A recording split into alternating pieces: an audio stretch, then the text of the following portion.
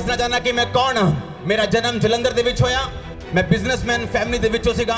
Computer engineer ਸੀਗਾ। अपनी पढ़ाई मैं चंडीगढ़ तो कंप्लीट की। नशे करने शुरू किए सिर्फ शौकिया तौर के उत्ते। और मैं गुस्सा करना जो क्रिश्चियन लोगों ने मेरे घर प्रार्थना करने लिया ना गाला कढ़निया मैं उन्होंने, लेकिन मैं नहीं सी जानता कि मैं जीवित परमेश्वर के नाल पंगा ले रहा।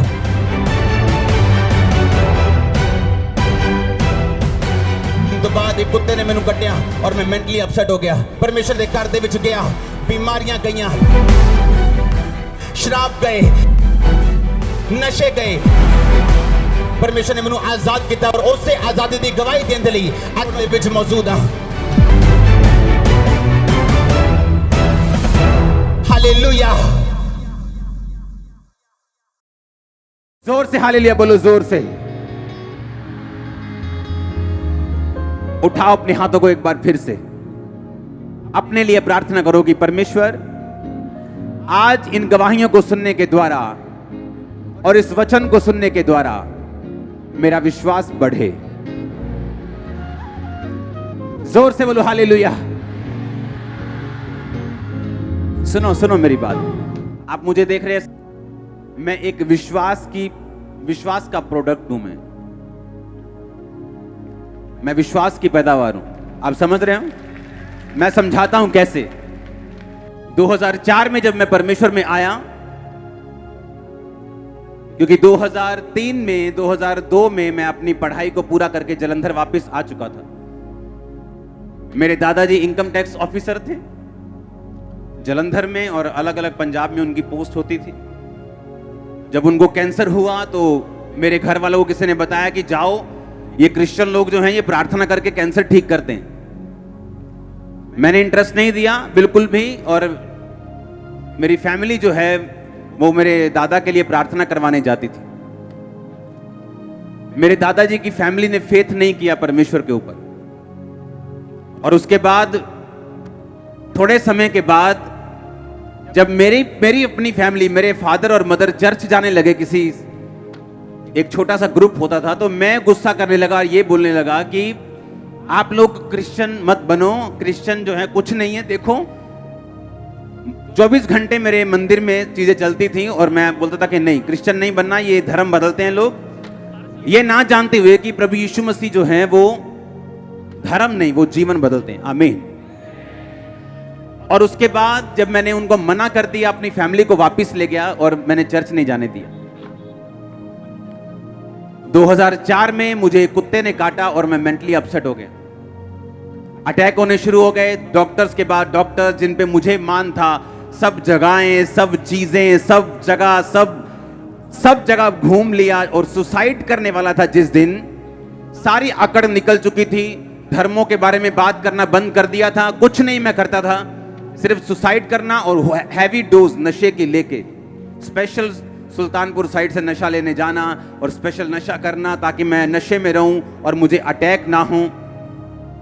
अपनी छत पे चढ़ जाना और मेरे भाई ने वहां पे आना और मैंने उसको देखना, और जब नीचे चले जाना तो मैंने रोना कि मैं इनके सामने अब नहीं रहूंगा क्योंकि मैं सुसाइड कर लूंगा और मैं इनको, ये मुझे मिस करेंगे सभी लोग।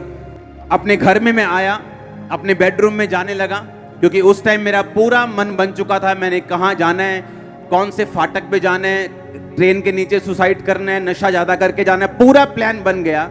और एक हिंदू व्यक्ति अपनी पत्नी के साथ मेरे बेडरूम में बैठा था। वो उसी ग्रुप से थे जहां मेरे मम्मी पापा जाया करते थे प्रार्थना करवाने के लिए। मैं अंदर गया, मुझे अब कोई इंटरेस्ट नहीं रह चुका था कि कोई क्या करता है, कोई कौन से धर्म में, मुझे मालूम था मैं जा रहा हूं। उन्होंने मुझे बात करनी शुरू की, तू कैसा है, ये क्या हुआ तेरे को, बड़े धागे शागे पूरे बांध रखे, क्या हुआ तेरे को। मेरा बात करने का दिल नहीं था, मैंने नशा किया, फिर भी मैंने बात की कि ऐसा ऐसा मुझे प्रॉब्लम है। उन्होंने कहा ठीक है, हम प्रार्थना करेंगे ना आपके लिए, आप ठीक हो जाओगे। वो पंजाबी बात करते थे, तेरे लिए प्रेयर करांगे पर ठीक हो जाएगा तू। मेरे को लगा चलो मरना तो है ही, एक टेस्ट कर लो इनका। आप इमेजिन करो, रात के 8 बजे बाइक पर, मेरे पास बाइक होता था पैशन, रात को 8 बजे बाइक पर नशा करके मैं उनका घर देखने गया जहां वो चर्च लगाते थे। और नशा किया हुआ अंदर में गया और मेरे सिर पर हाथ रख के प्रार्थना हुई, और पहली प्रार्थना में जो मुझे करंट लगा, मुझे मालूम था कि कुछ तो है। ये मालूम नहीं था कि ये जीवित परमेश्वर है, ये एकमात्र परमेश्वर है, ये सब कुछ कर सकता है। क्योंकि हम जिन जगहों से निकले, हमारी कोठी है ब्यास में, जहां पर सब बहुत बड़ा सत्संग होता है, वो हमने उनको दे दी थी और उन्होंने हमें बाहर जगह दे दी थी। हम वहां के परमानेंट मेंबर्स थे, हर जगह हमारा रोल था। एक्टिव रिलीजियस खानदान से हूं मैं, एक्टिव। ऐसा नहीं था कि हम परमेश्वर को मानते नहीं थे, नो, एक्टिवली मानते थे सबको। जहां मैं पढ़ता था वहां सब मेरे 90% दोस्त सरदार थे, तो उनके साथ में जगह जाता था, हर जगह हर चीज मुझे मालूम थी। लेकिन इस बीमारी ने और इस मुसीबत ने, जब असली में मैंने हल ढूंढा, मुझे इतना तोड़ दिया। क्योंकि अगर मैं ना टूटता, मैं उसी घमंड में रहता। क्योंकि धर्म इंसान ने बनाया, यीशु मसीह ने कोई धर्म नहीं बनाया, परमेश्वर ने कोई धर्म नहीं बनाया। उसने नहीं कहा तू ईसाई बन जा, उसने नहीं कहा नहीं पहले अपना नाम पीटर रखेगा तो मैं तुझ पे दया करूंगा, अपनी कास्ट चेंज, उसने कुछ नहीं कहा। और जब मैंने बाइबल पढ़ी तो उन्होंने कहा कि पूरी बाइबल में ईसाई धर्म नाम का शब्द तक नहीं। अगर तू बाइबल पढ़ेगा तो तू होगा और परमेश्वर होगा, तेरे गुनाह होंगे, पाप होंगे, जिसकी वजह से तू मुसीबत में है। तूने विरोध किया परमेश्वर का, तूने गालियां दी परमेश्वर को, और तूने कहा कि मेरे घर में ये क्रिश्चियन लोग एंटर नहीं करने चाहिए, मुझे बुरे लगते हैं लोग। और परमेश्वर तुझको ढूंढ रहा है और तुझको पुकार रहा है, तुझ पे दया कर रहा है। और पहले दिन की प्रार्थना के बाद मुझे समझ आ गई थी कि परमेश्वर है। मैं आपको पता क्यों कह रहा हूं? क्योंकि जब लोग मुझे देखते हैं उन्हें लगता है कि मैं आसमान से स्वर्गदूत उतरा हूं। उन्हें यह नहीं मालूम मेरी हिस्ट्री क्या है, मेरा बैकग्राउंड क्या है। मैं आपसे 10 गुना ज्यादा पापी था जब मैं परमेश्वर में आया हूं। अब परमेश्वर में मैं आ गया, मैंने उनका घर देख लिया, उसके बाद प्रार्थना करवाई। एक छोटी सी बाइबल, नया नियम उन्होंने नीले कलर का दिया, बोला पढ़ना। मैंने कहा ठीक है जी, ये पेपर ले लो, रोज 20 मिनट प्रार्थना करना। मैंने कहा 20 मिनट तो बहुत ज्यादा, 20 मिनट ठीक है, कोई बात नहीं। तेल मसा करके दे दिया, पानी मसा करके दे दिया, अच्छा इसको लगाना, ठीक है। और मेरे को जुआ खेलने की आदत थी, मैं पूल का चैंपियन था, पूल होता है ना, और जब जुआ खेलना पूल में लड़कों के साथ, बैटिंग लगानी लड़कों के साथ। एक शाम मेरी लड़के के साथ लड़ाई हो गई वहां पे जुआ खेलते वक्त, जिसके साथ मेरा जुआ चल रहा था। और मेरा इतना उसके साथ फाइट हुई, मेरा मन किया कि मैंने वहां जाना ही नहीं। और उसी शाम को मेरे को फोन आया चर्च से, अच्छा हमने ना रोज जाया करना है 5 बजे के बाद, तू तैयार है आने के लिए?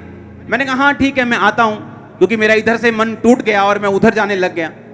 फिर मैंने रोज शाम को चर्च जाना शुरू किया। सुनो मेरी बात, मैं कैसे बदला हूं मैं आपको बता रहा हूं। मैं एकदम से नहीं बदला हूं। मसीह में आने के बाद भी, तौबा करने के यानी पहली प्रार्थना होने के बाद भी कमियां मुझे छोड़ के नहीं गई। उसके बाद हमें बैप्टिज्म का पता चला कि बैप्टिज्म होता है, बपतिस्मा होता है जिसमें आदमी डुबकी लेता है और उसके बाद परमेश्वर को आप सचमुच ग्रहण कर लेते हैं। प्रभु आपकी जिंदगी में आ जाता है, पवित्र आत्मा आपको भरता है, आपकी जिंदगी से इस तरह से परमेश्वर आपकी अगुवाई करता है। मैंने कहा हाँ ठीक है, वो कैसे लेना है? तब वो बपतिस्मे हर संडे नहीं होते थे, हर हफ्ते नहीं होते थे, 2-3 महीने बाद कहीं 25-30 इकट्ठे हो जाओ तो बपतिस्मा देते थे। मैंने कहा ठीक है मैं बपतिस्मा लेने के लिए तैयार हूं।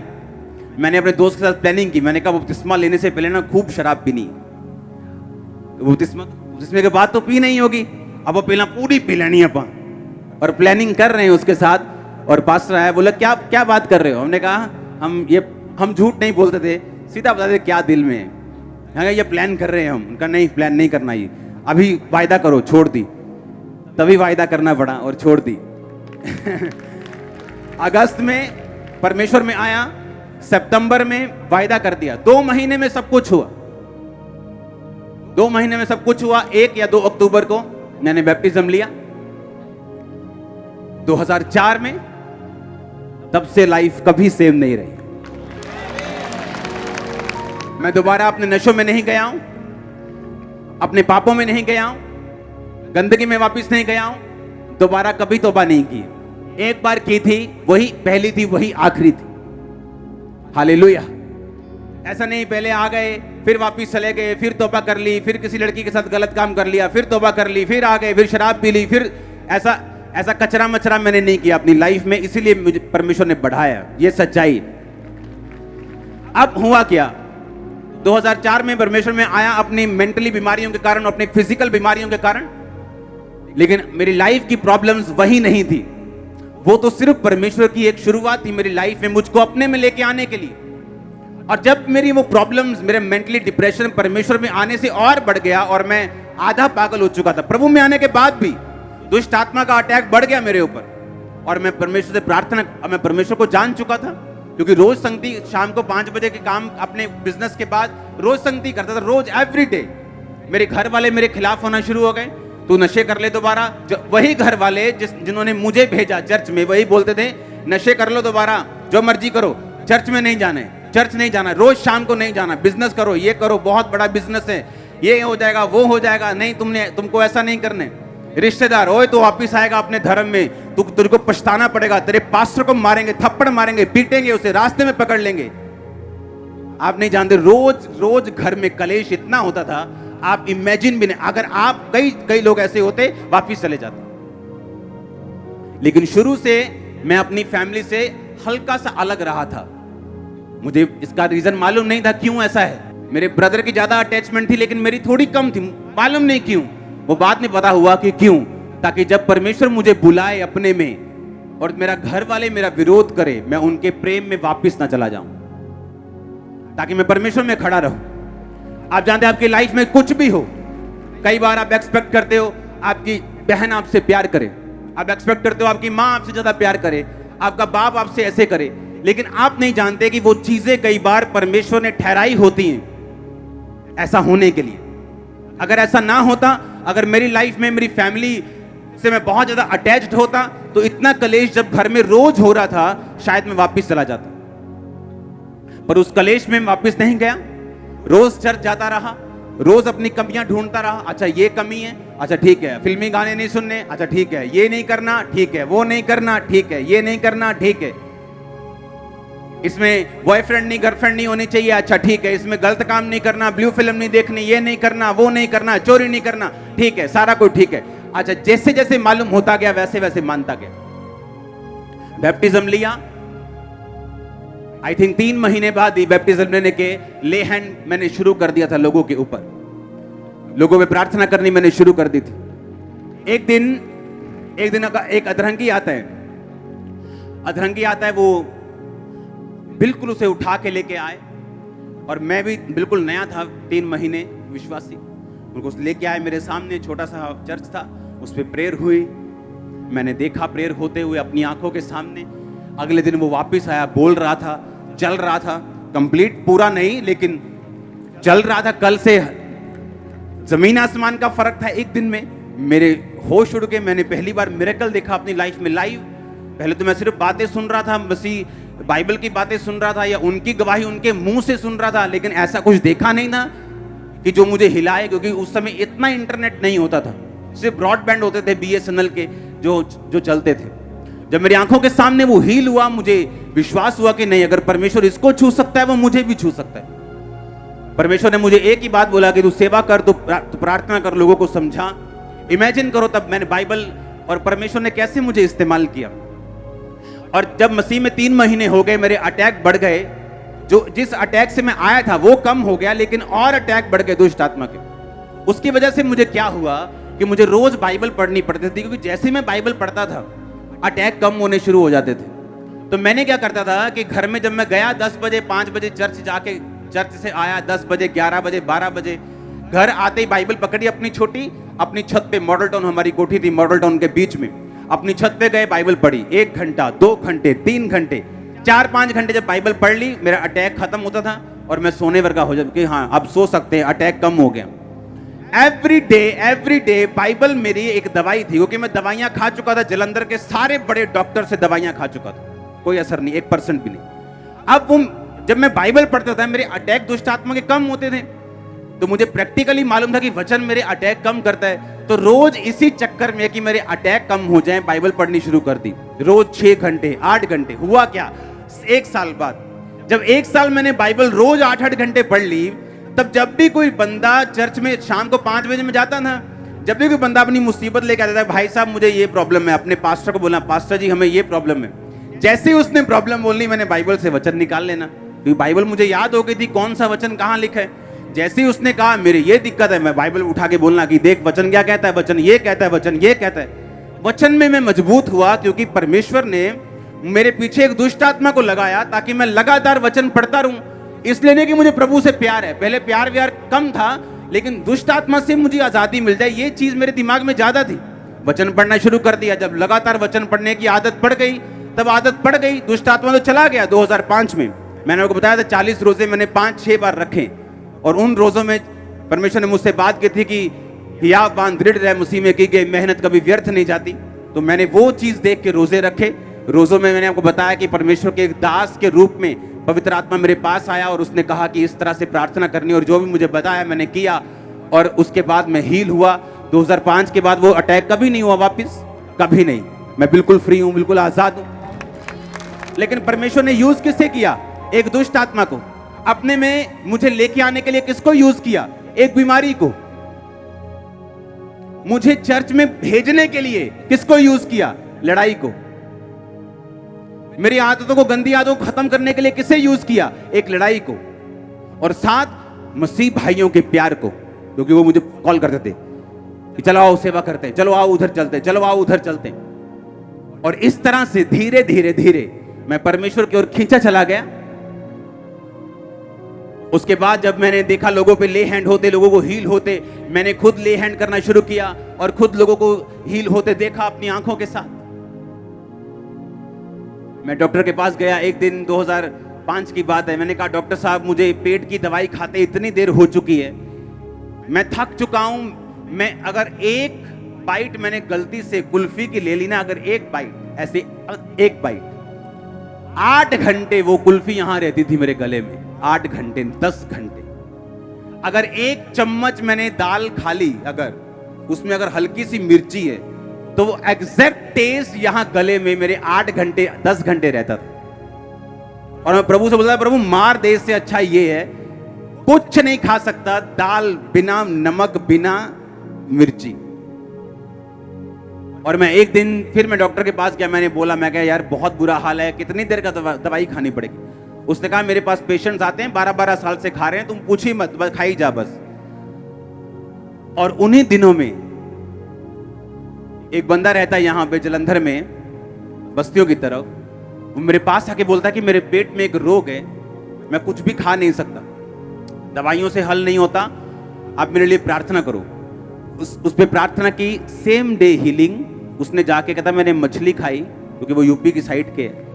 सुना मेरी बात, और मैं प्रभु से कह रहा हूं परमेश्वर ये सेम बीमारी मुझे और इसको नहीं बता, और मैं इस पे प्रार्थना कर रहा हूं, ये हील हो चुका और मैं ऐसे ही हूं। कुछ नहीं हुआ, ऐसे चलता रहा, डॉक्टर के पास जाता रहा। एक दिन जब मैं डॉक्टर के पास से वापिस आ रहा था, आप इमेजिन नहीं करोगे मेरी लाइफ कैसे थी। उसने कहा 12 साल से पेशेंट दवाई खा रहे हैं, तू ज्यादा मत सोचा कर। और मैं हैरान हो रहा हूं कि परमेश्वर मैं तेरी सेवा करता हूं, मैं लोगों पे ले हैंड करता हूं, लोग हील होते हैं और मैं बीमार हूं। जब उस डॉक्टर ने इतनी बात बोली कि 12 साल मैंने बाहर आया हॉस्पिटल से, मैंने गुस्से से दवाई फेंकी, मैंने कहा मैंने नहीं खानी, कुछ भी हो जाए। अब इमेजिन करो, मुझे नहीं मालूम था कि मेरी प्रार्थना सुनी जा रही। परमेश्वर का थैंक्स करता रहा। इंस्टेंट हीलिंग हुई मुझे, इंस्टेंट हीलिंग। और मैं हील हुआ, मेरा फेथ बढ़ा। मैंने कहा अब आया मजा, अब बताऊंगा मैं। सुनो, फिर लोगों, क्योंकि जैसे जैसे आप प्रभु में बढ़ते जाते हैं ना, आपका विश्वास बढ़ता जाता है, आपका फेथ बढ़ता जाता है। क्योंकि पहले तो प्रभु शेर मारेगा आपसे, फिर भालू मारेगा, फिर गोलियत मारेगा। आप समझ रहे मेरी बात के नहीं? वो शेर भालू का टाइम था, मेरा गोलियत का टाइम अभी नहीं आया था। वो शेर भालू मार रहा था प्रभु कि देख मैं तुझे कैसी बीमारी से निकाल रहा हूं। डॉक्टर जवाब दे चुके, देख मैं तेरे द्वारा हील भी कर रहा हूं और तुझे भी निकाल रहा हूं इन बीमारियों से। तब मेरा विश्वास बढ़ना शुरू हुआ सेवकाई के लिए। एज ए बिलीवर मेरा विश्वास इतना था कि मैं हील होऊं चाहे ना होऊं, मैं मरना जीना सब परमेश्वर में, ये पक्का था।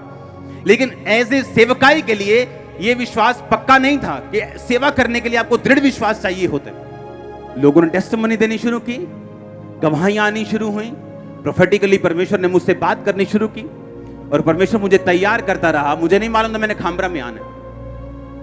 आप जानते हैं इसी खामरा में, इस मिनिस्ट्री से शुरू होने से कई साल पहले हमारा गोडाउन था यहाँ पे किराए पे पीछे, और हमें मालूम नहीं था कि मैं यहाँ पे आऊंगा। गोडाउन था सैनिटरी का, टाइल्स का। सुनो मेरी बात। और इसी खामरा में जब मैंने एंट्री की थी तो मैं नशे करता था, इसी सेम खामरा में, और मुझे मालूम नहीं था कि मैं इसी खामरा में आऊंगा एक दिन। तब मैं मसीह में भी नहीं था, इस खामरा में तब से हूं मैं। सब गोडाउन जब लिया खामरा में, मैं आपको क्यों बता रहा हूं, ताकि आपको मेरा स्ट्रगल भी मालूम हो। ओके, आज मेरे पास कितना कुछ है, इससे आपका विश्वास बढ़ सकता है, लेकिन मैं जिन चीजों से निकला हूं, अगर मैंने आपको वो बताई, आप कभी सेम नहीं रहेंगे। आप इमेजिन करो, खामरा में जहां पे हमारा गोडाउन था, वहां एक सरदार जी थे। वो रोज शाम को जो आम लोगों के घरों में होता है, थोड़ा पैक लेना, ये लेना, वो लेना।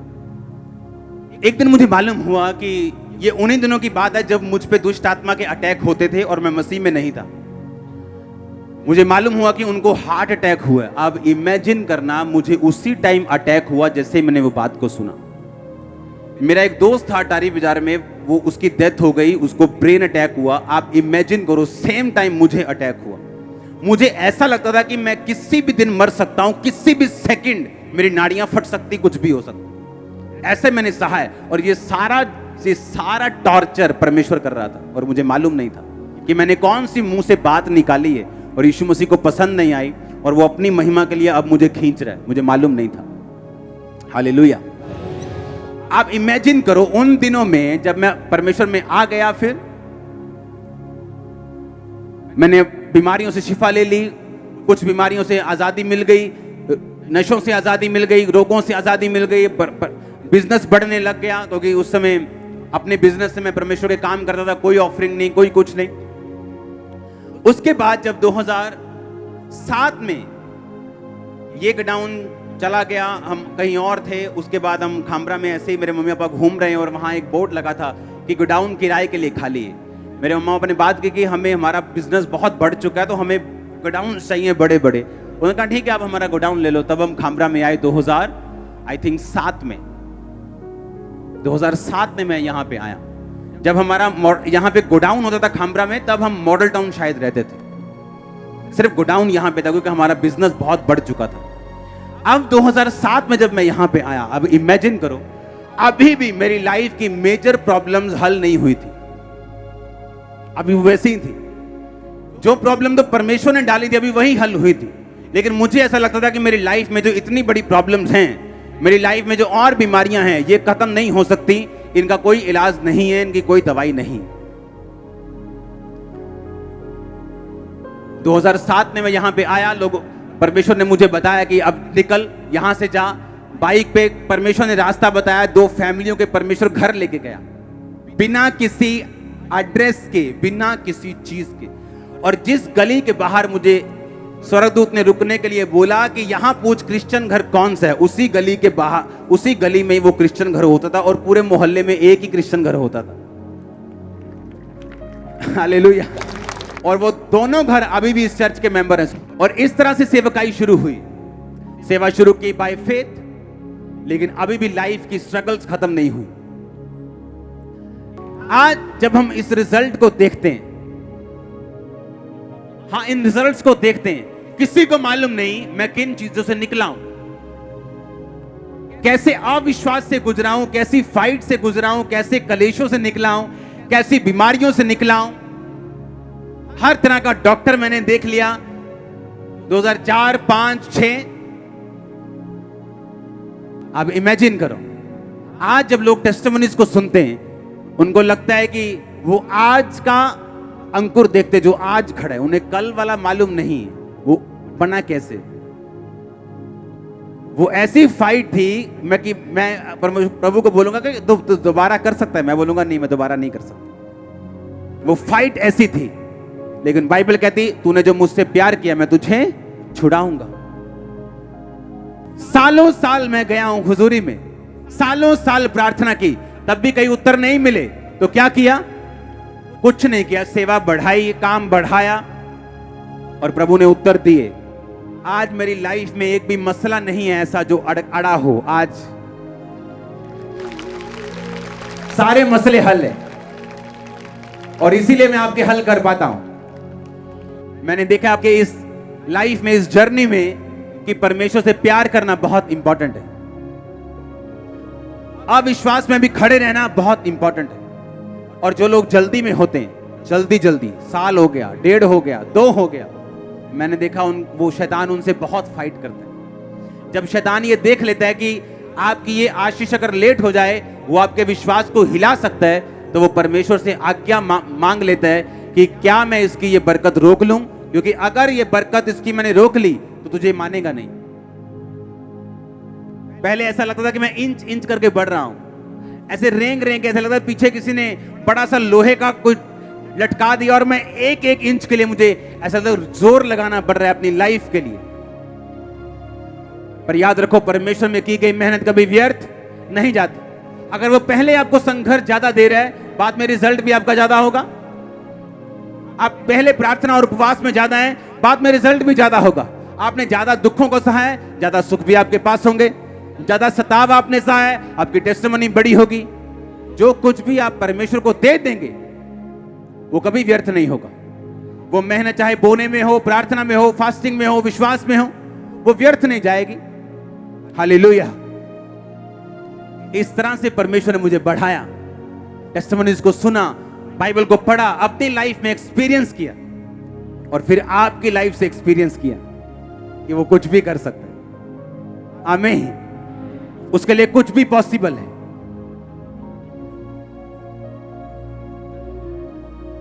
अपने हाथों को उठा, बोलो थैंक यू जीसस। फिर से बोलो ऊंची आवाज में।